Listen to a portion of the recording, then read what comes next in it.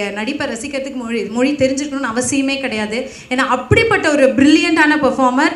And கோடம்பாக்கம்லேருந்து Andheri வரைக்கும், ஏன் அந்தேரிக்கும் தாண்டி நீங்கள் வேர்ல்டு எங்கே போனாலும் உங்களை வந்து அவ்வளோ பெரிய இடத்துல உங்களை வச்சுருக்காங்க சார். உங்களை மனசில் அந்த அளவுக்கு வச்சு ரசிச்சுட்ருக்காங்க மக்கள். எங்களுடைய மக்கள் செல்வன் விஜய் சேதுபதி அவர்களே சொல்லுங்கள் ப்ளீஸ்.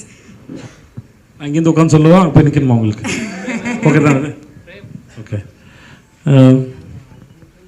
எனக்குமே இது ஒரு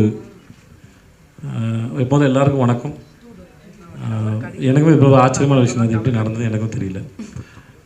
சில சமயம் சில நல்ல விஷயம் வந்து நம்ம வாழ்க்கையில் சொல்லாமல் கொள்ளாமல் உள்ளே வந்து உட்காந்துக்கும் போல இருக்குது. அந்த மாதிரி உட்காந்த விஷயம் தான். நான் இவர் மேரி கிறிஸ்மஸ் அப்போது நான் மெல்போர்னில் அவரை பார்த்தது. வரும்போது அவர் 96 படம் பார்த்துட்டு அப்புறம் எனக்கு ஒரு நாள் வீடியோ மெசேஜ் அனுப்பியிருந்தார். விஜய் இந்த மாதிரி வந்து நம்ம ஒரு கதையை பற்றி பேசலாம், ஃப்ரீயாக இருக்கிறப்போ ஃபோன் பண்ணுங்கள், வீடியோ காலில் பேசலான்னு சொல்லிட்டு. அப்போது ஒரு 1/2 மணி நேரம் பேசியிருப்போம். எப்பயுமே அவர் வந்து ஒரு விஷயம் பேசினா ஒரு வீடியோ எடுத்து அனுப்புவார் எனக்கு.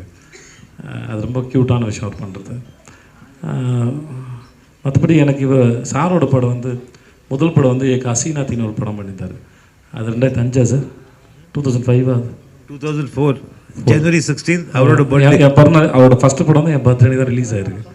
என் ஃப்ரெண்டு ஒருத்தன் கொடுத்தான். அப்போது இந்த மாதிரி ஸ்ரீராம் ராகவன் ஒரு பையன் வந்திருக்கான், ராம்கோல் வர்மாவோட அசிஸ்டண்ட்டு, படம் பாரு அப்படி சொல்லி கொடுத்தான் சார். Sorry sir. அப்போது நான் பார்த்தேன், எனக்கு ரொம்ப பிடிச்சிருந்த படம்.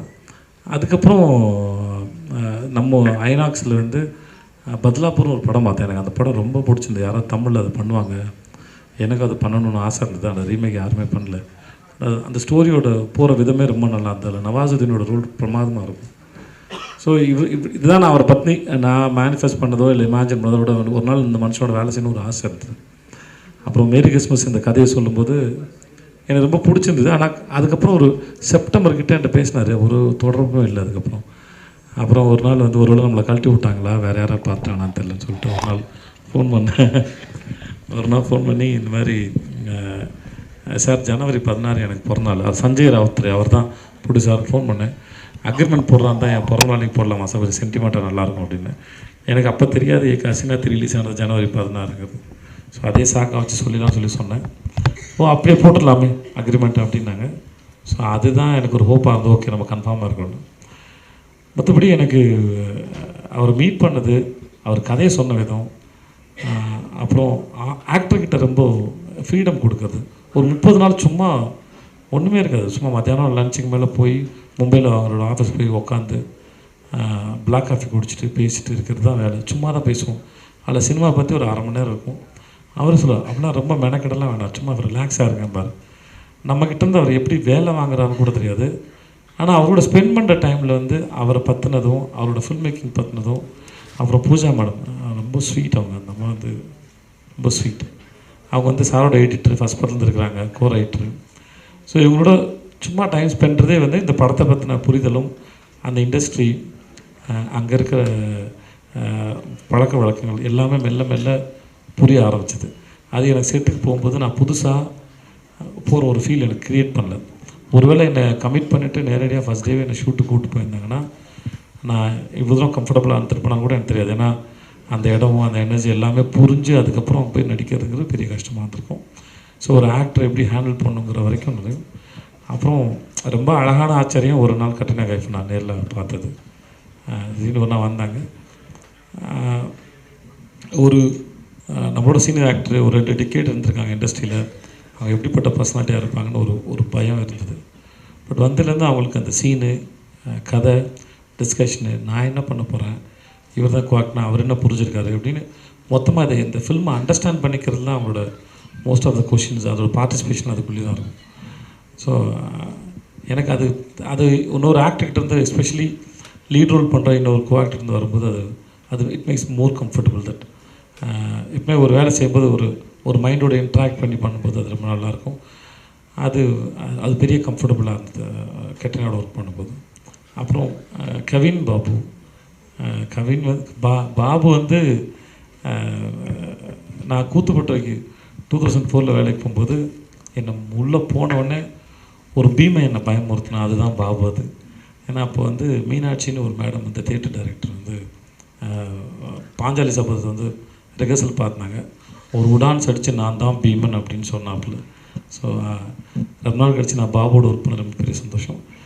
இந்த படம் ஜனவரி 12 வருது. பட் நாங்களும் எங்கள் சுற்றத்தார் அனைவரும் படத்தை பார்த்துட்டோம். எங்களுக்கு ரொம்ப பிடிச்ச படம், ரொம்ப நல்லா வந்திருக்கு. கண்டிப்பாக உங்கள் எல்லாருக்கும் பிடிக்கும் நம்புறேன். வந்த எல்லாருக்கும் ரொம்ப நன்றி. சூப்பர் சார், கண்டிப்பாக எல்லாருக்கும் பிடிக்கும். எப்படி இவ்வளோ அசால்ட்டாக ஹிந்தி பேச ஆரம்பிச்சிட்டிங்க? நாங்கள் கேள்விப்பட்டோம் இது எல்லாமே லைவ் ரெக்கார்டிங் தான் அப்படின்னு. ஆமாம், சிங் சவுண்ட் தான். எப்படி சார்?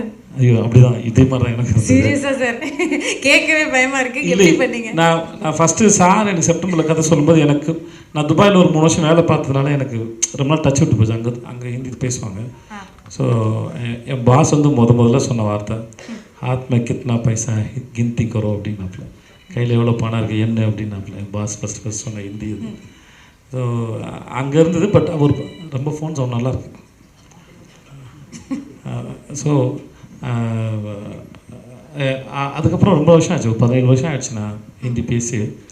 நான் ஃபர்ஸி பண்ணும்போது ரொம்ப கஷ்டமாக இருந்தது. அதுக்கப்புறம் கொஞ்சம் ஃப்ளோ வந்துருச்சு.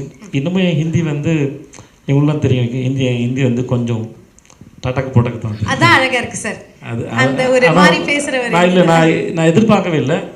ஆடியன்ஸ் வந்து என்னை அக்செப்ட் பண்ணிப்பாங்கன்னு நான் நிஜமாக எதிர்பார்க்கவே இல்லை. தி லவ் மீ. அது ஒரு பெரிய விஷயம் தான். இங்கே பண்ணும்போது மோஸ்ட்லி அதை ஒரு பல முறை படித்து பார்த்து பூஜா இஸ் சார் இருக்கு நிறைய பேச அப்புறம் சில இடத்துல அங்கங்கே டப்பிங் பண்ணியிருக்கோம். என்னோட ஹிந்தி சரியில்லாமல் பண்ணியிருக்கோம். மற்றபடி ஒரு அது அந்த துபாயில் வேலை பார்த்து தான் ஒரு ஹெல்ப் பண்ணியிருக்கு. Super sir. நீங்கள் ஆல்மோஸ்ட் ஆல் லாங்குவேஜஸ் நடிச்சிருக்கீங்க.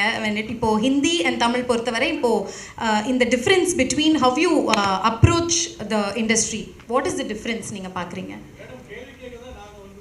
சரி, நானும் ஒரு ஆசை கேட்குறேன் நான், ப்ளீஸ் அண்ணா. சார் என்ன சார் நீங்கள் கவலைப்படாதீங்க, நம்ம நானும் கேட்டுக்கிறேன், நீங்களும் கேளுங்க. ஓகே ஓகே கிக்கி, நம்ம இதோட முடிச்சுப்போம். ஓகே ஓகே, டைம் இருக்குல்ல சார்? உங்களுக்கு ஒரு டைம் கொடுப்போண்ணா.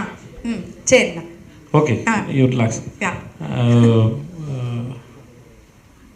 வேலை செய்கிற இடத்துல எந்த வித்தியாசமும் இல்லை.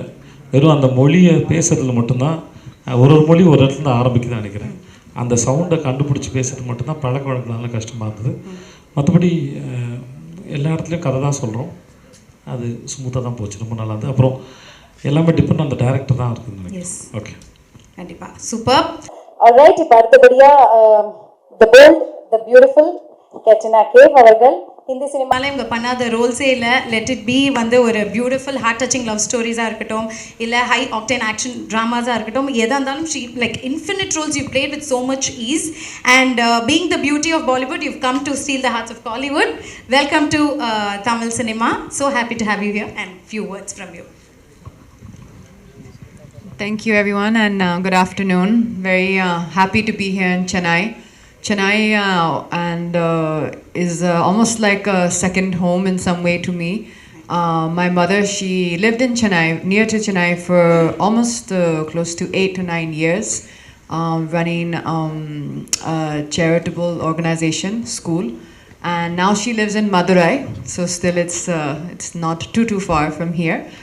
And very excited to have done, I think, what I can call my first Tamil film with Merry Christmas, with Vijay Sethupathi and Sriram sir.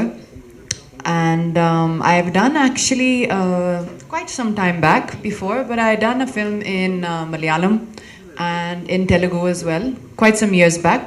But this is my first film in the Tamil language, so very excited to hopefully get a chance for everyone here to see the film, and I hope that the audience likes the film a lot. Lovely. We are eagerly waiting to watch you. And what is the biggest learning as an actor under direction of Sriram sir? I think it's a lot about exploring yourself and your character, and not relying on any perhaps certain routines that you have used in the past, but really exploring this entire film in a completely new way. We had done quite a lot of workshops and rehearsals together, both Vijay sir and myself, and that gave us a chance to explore our characters, find out exactly how we kind of saw ourselves in this film and give it a lot of realism. Lovely, lovely. And by any chance, did you learn any Tamil words from Vijay sir? I mean, I've learned Tamil words all throughout the shooting of the film. Okay. I don't know if I have this right, but if I can describe learning the experience of learning the Tamil lines, then please excuse the phrase, but I would say then ரொம்ப கஷ்டமா இருந்தது. ரொம்ப கஷ்டமா இருந்தது. அதுவே ரொம்ப கேட்க ரொம்ப அழகா இருக்கு. Thank you so much. But sorry, just on one note, obviously Tamil for me is a new language, and definitely with the help of Deepa, who is here with us on stage, she really held my hand literally throughout the whole process and was with me every day. I don't think she left me for one moment also, and I think that really made it possible for me to perform the scenes with the ease which we did. Lovely, superb. Thank you. And Nariya, they're going to be asking a lot more questions. So I'm not going to ask anything, otherwise they'll. Yes, I got that.